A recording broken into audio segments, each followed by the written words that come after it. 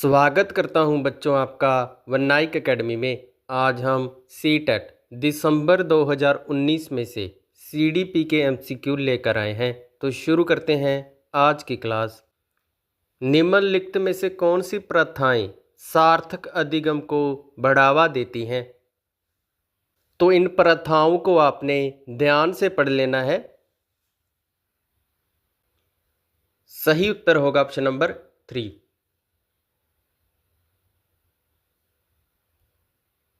शिक्षक बच्चों की जटिल अवधारणाओं की समझ को किस प्रकार सहज कर सकते हैं?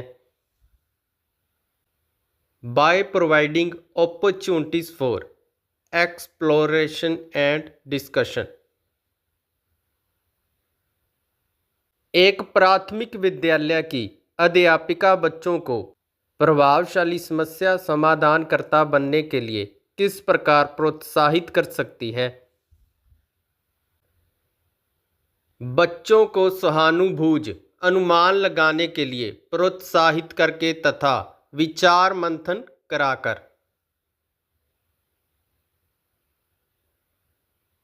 Which of the following is an example of a secondary socialization agency? सही उत्तर होगा school and media.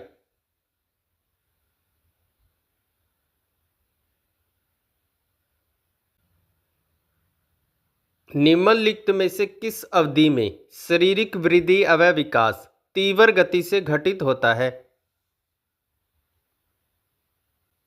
Infancy and early childhood.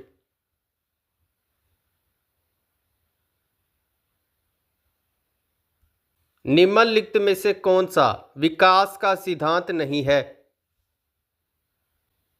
विकास सार्वभौमिक है तथा सांस्कृतिक संदर्भ इसे प्रभावित नहीं करते।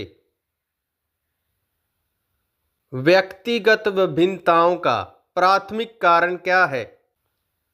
आनुवंशिकता अवयव पर्यावरण के बीच जटिल पारस्परिक क्रिया।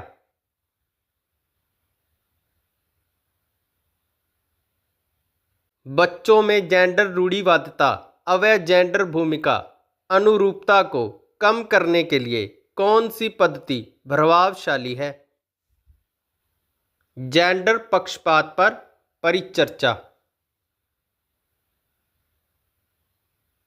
किस मनोवैज्ञानिक ने बच्चों को ज्ञान के सक्रिय जिज्ञासु के रूप में देखते हुए सामाजिक अवयव सांस्कृतिक प्रभाव को महत्व दिया?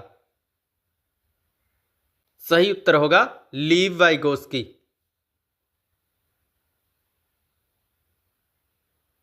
भाषा अर्जन अवयव विकास की सबसे संवेदनशील अवधि कौन सी है? सही उत्तर होगा मिडल चाइल्डहुड। निम्नलिखित में से कौन सी लॉरेंस कोलबर्ग के द्वारा प्रस्तावित नैतिक विकास की एक अवस्था है? सही उत्तर होगा ऑप्शन नंबर 3।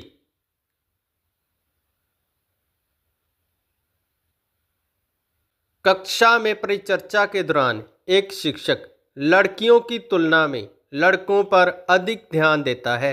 यह किसका उदाहरण है? यह उदाहरण है जेंडर बाइस का।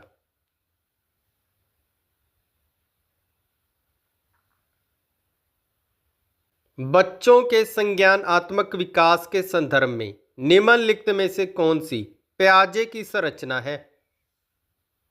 पियाजे की संरचना है स्कीमा।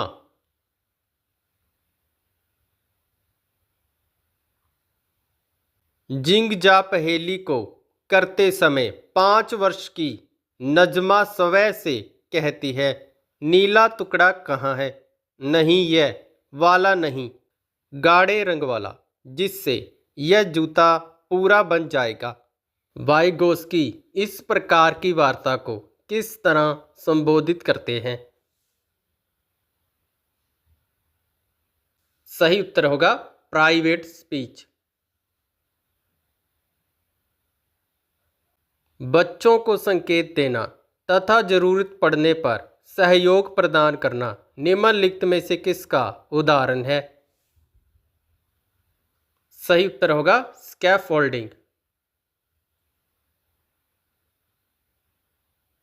निम्नलिखित व्यवहारों में से कौन सा जीन प्याजे के द्वारा प्रस्तावित मूर्त सक्रियात्मक अवस्था को विशेषित करता है? सही उत्तर होगा ऑप्शन नंबर 3।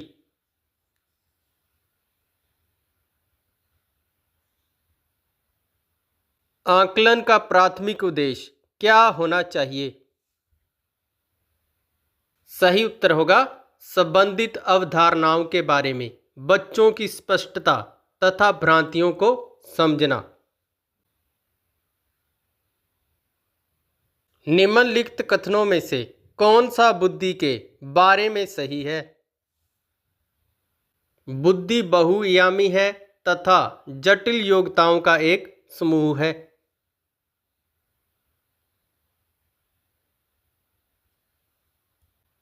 रूही हमेशा समस्या के एकाधिक समाधानों के बारे में सोचती है। इनमें से काफ़ी समाधान मौलिक होते हैं। रूही किन गुणों का प्रदर्शन कर रही है? Creative thinker.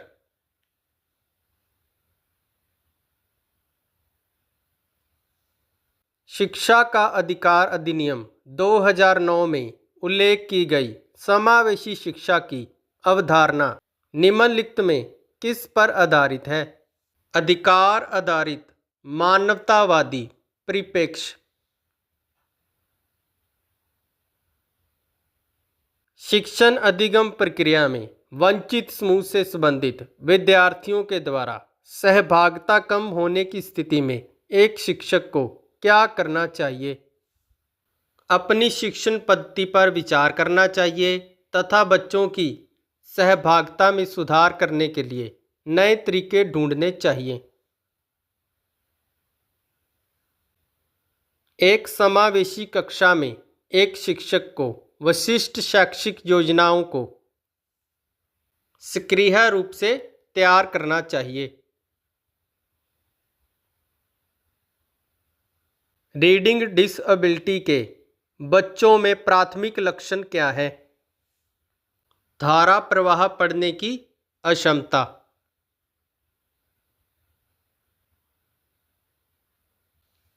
Emotion and cognition are dash to each other. सही उत्तर होगा इंटररिलेटेड।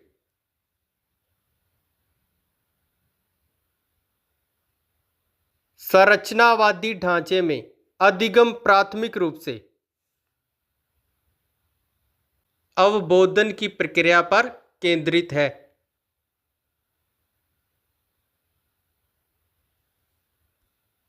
अनेक घटनाओं के बारे में बच्चों के बनाए गए सहजानुभूत सिद्धांतों के संदर्भ में एक अध्यापिका को क्या करना चाहिए?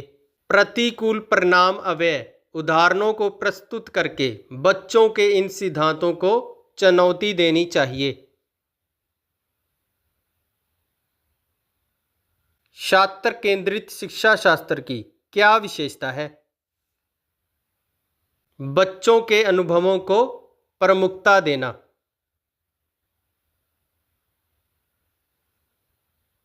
संरचनावादी सिद्धांतों के अनुसार अधिगम के बारे में निम्नलिखित कथनों में से कौन सा सही है? Learning is the process of constructing knowledge through active engagement.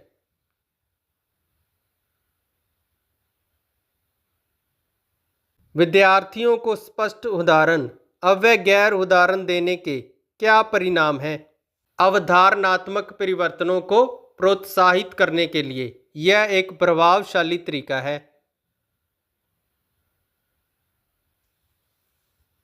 बच्चों को अधिगम गतिविधियों में भागीदारी करने के लिए लगातार पुरस्कार देना व दंड का प्रयोग करने से क्या प्रभाव पड़ता है? अधिगम में बच्चों की संभावित अभिरुचि तथा जिज्ञासा कम होती है। तो इसी के साथ हमारे आज के एमसीक्यू कंप्लीट होते हैं। मिलते हैं कल एक और प्रीवियस ईयर एग्ज़ाम के साथ। बहुत बहुत धन्यवाद।